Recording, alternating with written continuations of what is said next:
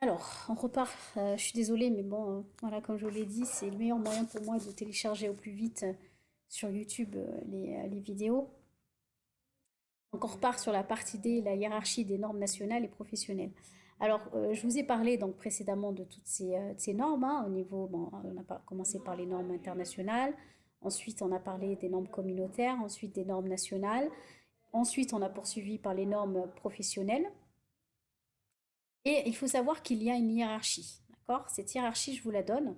Donc, on a dans un premier temps des sources de droit étatique. Donc, on a la Constitution, donc comme je vous l'ai dit, les lois et ordonnances, règlements, décrets et arrêtés. Alors, au-dessus de la Constitution, là, je ne vous l'ai pas mis, hein, on mettrait, si on ferait une plus grande pyramide hein, avec deux niveaux supérieurs, on mettrait au-dessus, par exemple, tout ce qui est droit communautaire, l'Europe, et bien au-dessus, tout ce qui touche au droit international. Voilà. Donc, il faut savoir que finalement, il y a une hiérarchie. Donc, normalement, la Constitution, alors il y a différentes versions. Il y en a qui vont vous dire la Constitution, elle est au-dessus de tout.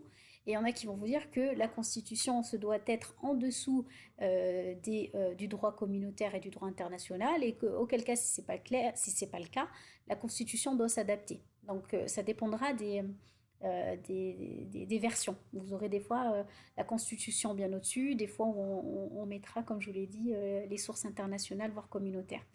Nous, si on se focalise sur les normes nationales et professionnelles, on peut voir que, comme je vous l'ai dit, bien au-dessus, il y a la Constitution qui va dicter finalement, qui va être un socle pour les lois et ordonnances. Encore une fois, toute loi et ordonnance devra être conforme à la Constitution.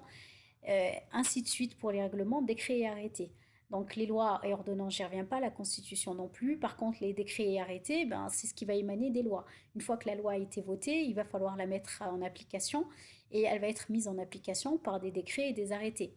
Euh, Concrètement, là, si on se réfère au Covid-19, on voit que il y a des décrets qui disent que finalement, enfin, aujourd'hui, si vous devez sortir, vous avez, droit, vous avez besoin d'une autorisation plutôt.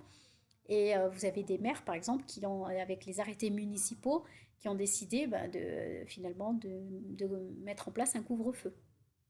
Donc on est quand même, ça reste en conformité avec ce qui a été décidé au préalable. Donc là, on est sur les sources de droit étatique, et puis quand on descend, comme je vous l'ai dit, on va avoir les sources de droit plutôt professionnels, où là, on va avoir les conventions accords collectifs, là, j'y reviens pas, les accords d'entreprise, les usages professionnels, et tout ce qui est règlement intérieur et d'entreprise. Et encore une fois, plus on descend et plus tout ce qui est décidé plus bas doit être conforme avec ce qui est plus haut dans la pyramide. Bien sûr, le contrat de travail, je l'avais oublié. Alors, le problème, c'est qu'avec toutes ces sources, il y a des conflits. Alors, il y a des conflits entre les lois et les conventions collectives, donc entre les lois et les conventions collectives.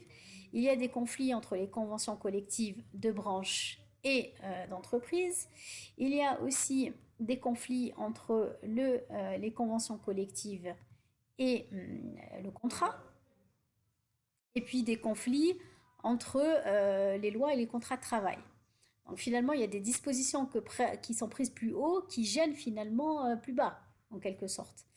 Alors, il y a une loi qui était venue se positionner, et cette loi, enfin ce principe plutôt, c'est le principe de faveur. Qu'est-ce que dit finalement, qu'est-ce qu'il dit le principe de faveur? Il dit que, donc c'est un principe fondamental en droit du travail, il dit qu'en cas de conflit en fait de ces normes, c'est la plus favorable aux salariés qui doit être appliquée. Donc c'est la décision finalement la plus favorable aux salariés qui doit être appliquée, tout simplement. Alors le problème, c'est que avant, on va peut le dire en 2018, avec la loi travail et la loi Macron, euh, c'était le principe de faveur qui prévalait. Mais depuis peu, finalement, les normes ont changé. Et concrètement, la loi travail est venue remettre en cause ce principe en repensant totalement l'architecture du Code du travail. Alors, qu'est-ce qui s'est passé? Il s'est passé que entre les textes législatifs et réglementaires et les normes négociées, il y a des choses qui ont évolué. Alors, de façon générale, tout ce qui est convention, accord collectif ne peuvent en aucun cas déroger aux dispositions légales d'ordre public. Donc, elles peuvent pas, les conventions collectives, partir à contrario des lois. D'accord? Et si jamais il y a pas d'ordre public, il n'y a pas de loi qui est fixée à un niveau précis du droit, euh, c'est la convention de branche qui va prévoir les règles différentes et qui va pouvoir à ce moment-là, possiblement, fixer des règles moins favorables aux salariés. Donc quand il n'y a pas de loi. Par contre, petit b, rapport entre les normes négociées, ce qu'il faut savoir, c'est comme je vous l'ai dit, avant la loi Macron, c'était le principe de faveur.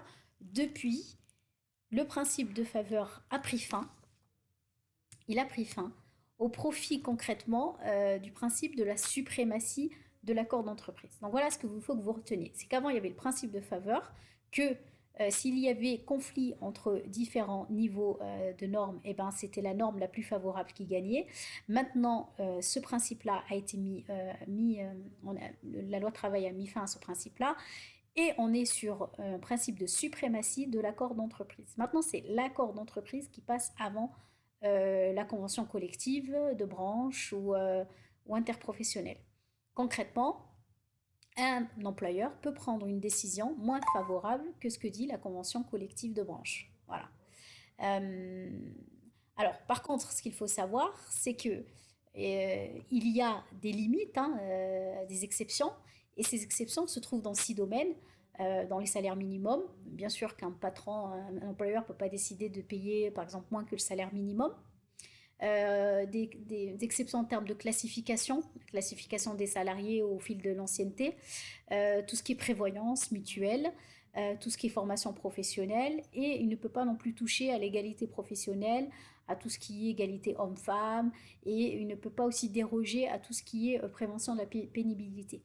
En dehors de ces domaines-là, l'employeur à lui seul peut remettre en question ce qui a été négocié plus haut au niveau des conventions de branche. Voilà.